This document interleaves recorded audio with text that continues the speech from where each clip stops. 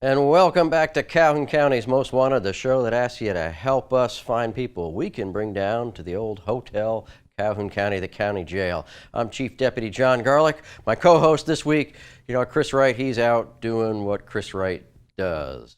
But you guys have been doing a lot of work over the last week. Let's take a look at our count.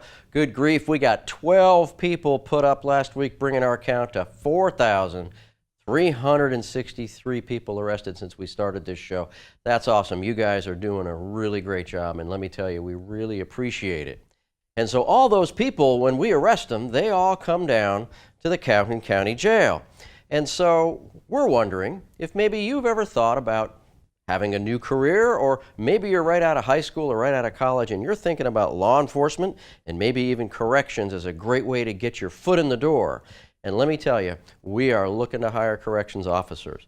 It's an interesting job. You get to learn how to deal with a wide variety of personalities and people, and we are really encouraging you to come and apply for a job as correction officer. If you're interested in that, there's two ways to go. You can certainly come down to the sheriff's office and fill out an application, and we will get you started on the road to the background check and the interview. Or you can go down to the civil service office, which is at the county administration building, and you can fill out the application there and take a written test to get on the civil service hiring list.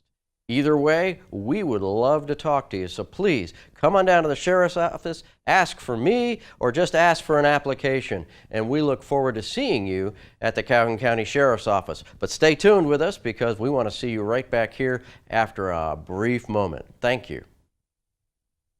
And welcome to this week's edition of Calhoun County's Most Wanted. First up on our lineup this week, Ricky Townsend. Mr. Townsend, last known to be living in Jacksonville, he's wanted for failure to appear on possession of a controlled substance. And this is Dakota Chilton. Mr. Chilton, last known to be living in Lincoln, he's wanted for possession of a forged instrument first, possession of marijuana first, and use and possession of drug paraphernalia. We'd like you to meet Albert May. Mr. May, last known to be living in Birmingham, he's wanted for a probation violation for obstruction of justice by using a false identity. Take a look at Eric Talley. Mr. Talley, last known to be living in Jacksonville, he's wanted on a probation violation for obstruction of justice by using a false identity. And here is Caesar Garibay. Mr. Garibay, last known to be living in Anniston, he's wanted for failure to appear on domestic violence third assault. Take a look at Kiera Hartley. Miss Hartley, last known to be living in Talladega, she's wanted for probation violation on possession of a controlled substance. And last up for the first half of our lineup, LaDawn Colson. Miss Colson, last known to be living in Muscadine, Alabama, she's wanted for failure to appear on possession of marijuana second. And that's it for the first half of the lineup. Stay tuned for the second half later in the show. And welcome back. We hope you noticed somebody in the lineup there that you might know where they are, and you'll give us a call at Crime Stoppers, because we sure would like to take them downtown. But before we go anywhere downtown, I'd like you to meet Sharon Thomas from the Hobson City Public Library. Talking about downtown, you guys have a really great little library down there in Hobson City. I've been in that. It's just awesome. Yes. So what's going on at the public library? School's kind of getting ready to wind down, right? Oh, yes. And that's when really the public library gets some programs going, is when school's out. You guys are hopping, right? We have quite a number of things planned for the children this summer. And so we're looking forward, because summer is usually our busiest time for the children. And so we're excited about kicking off our summer program. We've had some good things going on throughout the year in our regular programming as well. Oh, yeah? Oh, yes. So tell us a little bit about that.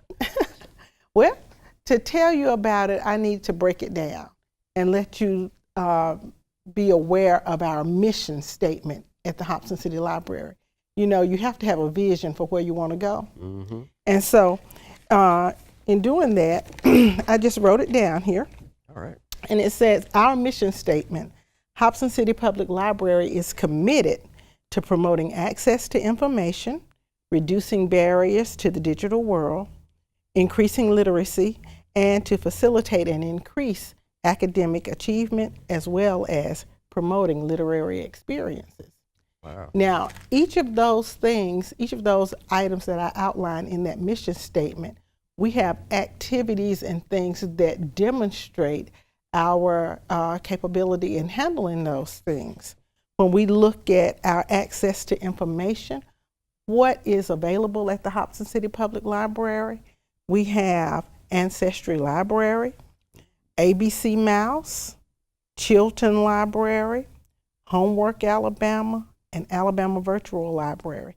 So these are all tools that when the patrons come in, they'll be able to use. And they need to know that so they can come on down and get a taste of getting the information they need. The next thing in our mission statement is reducing barriers to the digital world.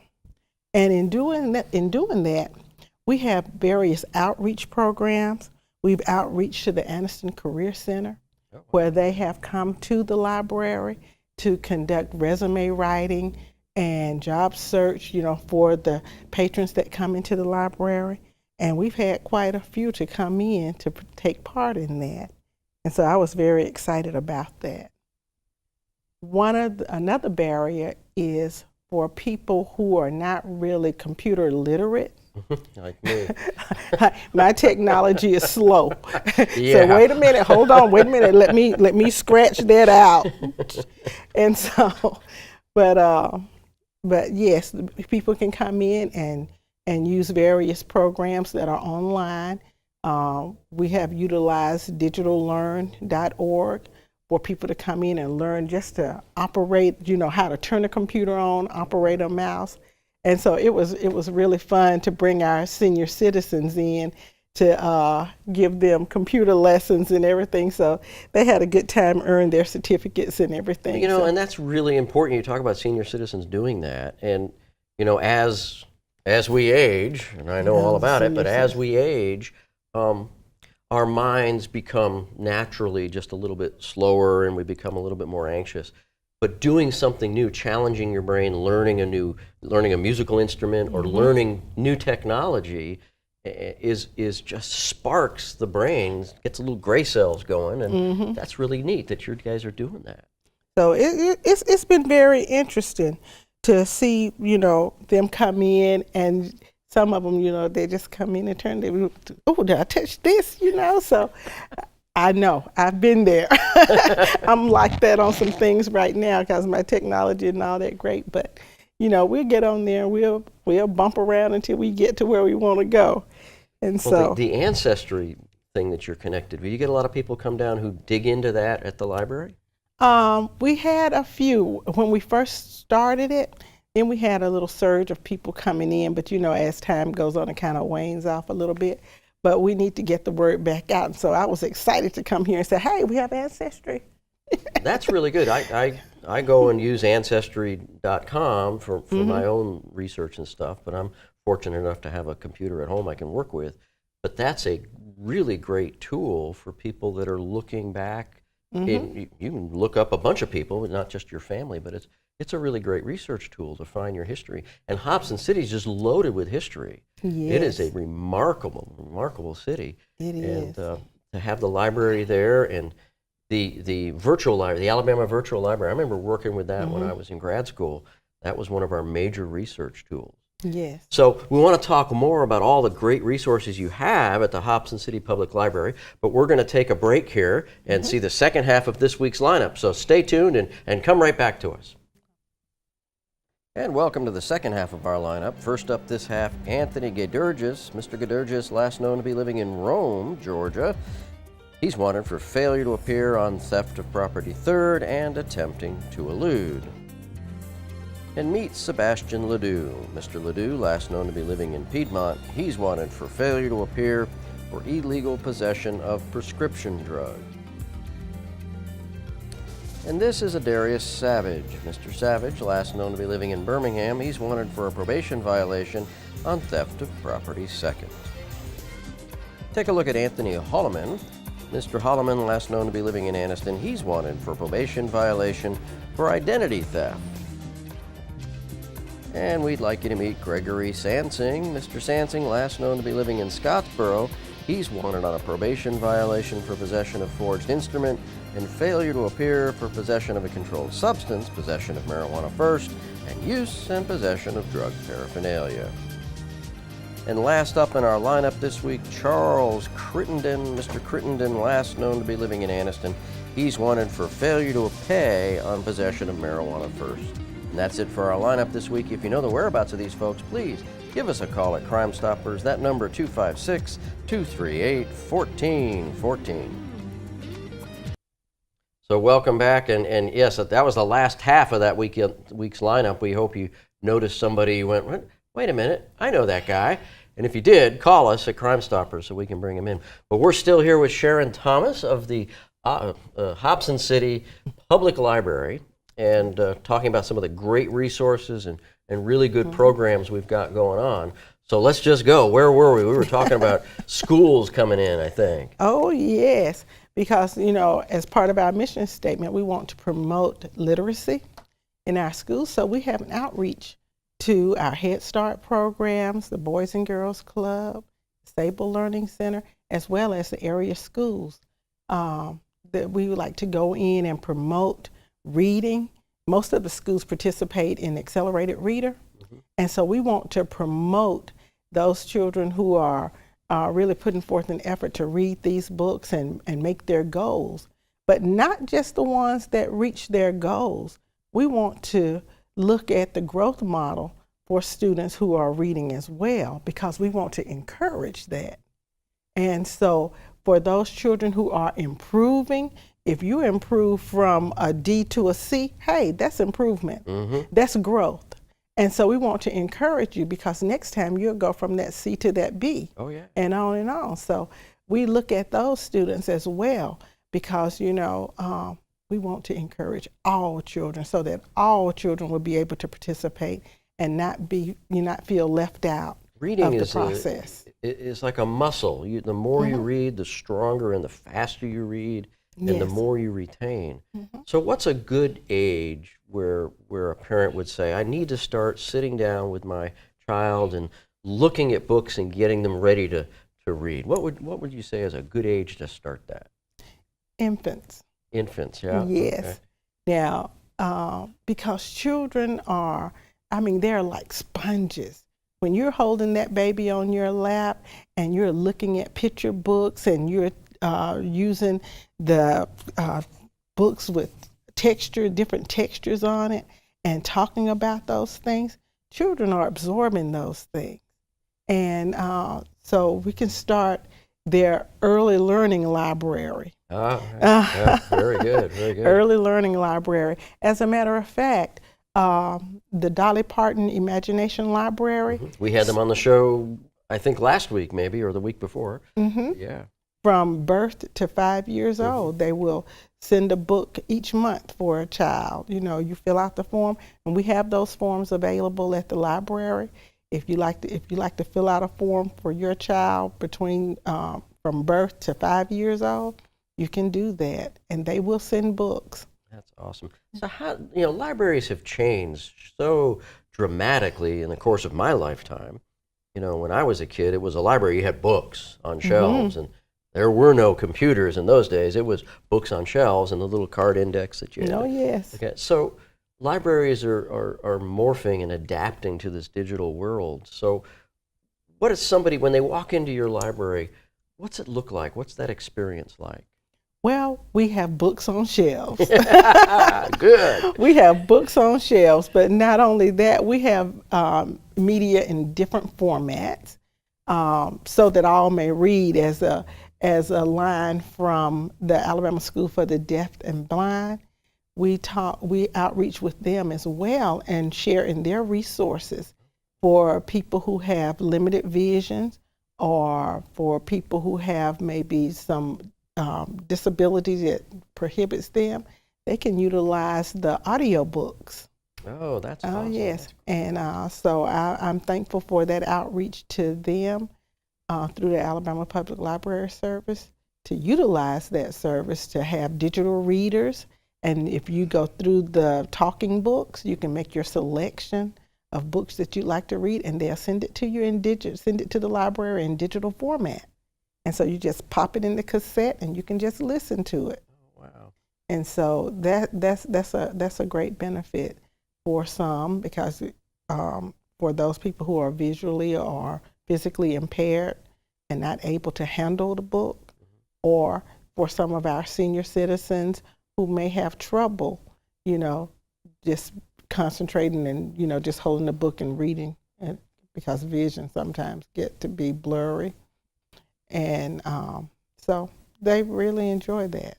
Well, that's really neat, and so you still have books, you can still check them out, and you stamp the back cover like we used to do in the old days, and that's great. But you've got some really good summer programs coming up, don't you, in school? Yes. I mean, we're a couple of 3 months away from getting out of school for the summer, but let's talk about your summer program. Oh, but we've already planned for summer. Oh, yeah. And this summer, our theme is A Universe of Stories. And we're also celebrating the bicentennial in the state of Alabama. And so we have, we're looking at Alabama as a universe of stories and the different genres that we have. We have Alabama authors that we're focusing on. And so we're looking at kicking off our summer reading program. We're going to start early before school is out and get to the schools and get to the learning centers and talk about that with the children and give them registration forms, because registration will start in May. Okay. And you can register throughout the summer, but we'll start in May, getting everybody ready, because on June the 3rd, we're going to have a fantastic kickoff with Tommy Johns, who will be coming to the Hobson City Library to do his Universe of Stories magic show. Oh, my goodness. So June 3rd, be there. But even if you're not there, and we hope you're there June 3rd, but come on down to the Hobson City Public Library. It is a resource that we just want to encourage you to go down. And Hobson City's got a lot of cool stuff to look at. But the library is central, and it's the heart and soul of any city, really, for me. I love libraries. But that's it. Thank you for being on the show. Thank you. Go to the Hobson City Public Library, and we'll see you right after this week's Crime Stoppers. And welcome to the Crime Stoppers portion of our show, where we ask you to help our investigators with the following cases. First up, on February 27th, a power meter and box were reported stolen from a residence on Highway 278 West in Piedmont. And sometime on March 1st, an Ozark Trail cooler was stolen from a residence on Sun Valley Drive in Anniston. A black Honda Civic with a white male were seen leaving the scene. And between March 6th and March 7th, an automobile was unlawfully entered at a residence on Kelly Lynn Drive. They got away with a backpack and the contents therein. And last up on your caseload this week, between March 6th and March 7th, a wallet was stolen from a vehicle which was parked at a residence on DeArmonville Drive South. And that's it for the Crime Stoppers load for this week. Please, if you have any information on these cases, give us a call at Crime Stoppers. That number 256-238-1414. Remember, we want your information and not your name. Stupid! You're so stupid! All right, so this week's Crazy Criminal's kind of interesting. So maybe you've grown up in a big city where your car gets towed and they put it in an impound lot. And then you have to go get it from the impound lot, and you pay your money, and it's usually very expensive. And sometimes they're quick about getting it back to you, and sometimes it takes a while.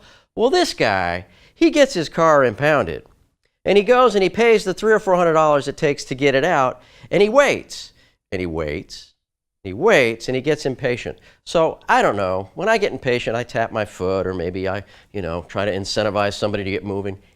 He decided he's going to throw Molotov cocktails into the impound lot at his car. And so what happened was he caught his car on fire with one of these Molotov cocktails, and he paid $300 or $400 to get his burned out car out of the impound lot, and then had to be arrested for that, because that's not a cool thing to do. But that's your crazy criminal. So patience is a virtue. And so is watching this show and helping us lock up people that have done the wrong thing, and we bring justice to our Calhoun County area. And that's it for our show this week. Hopefully we'll see you again on Calhoun County's Most Wanted, but not in the lineup.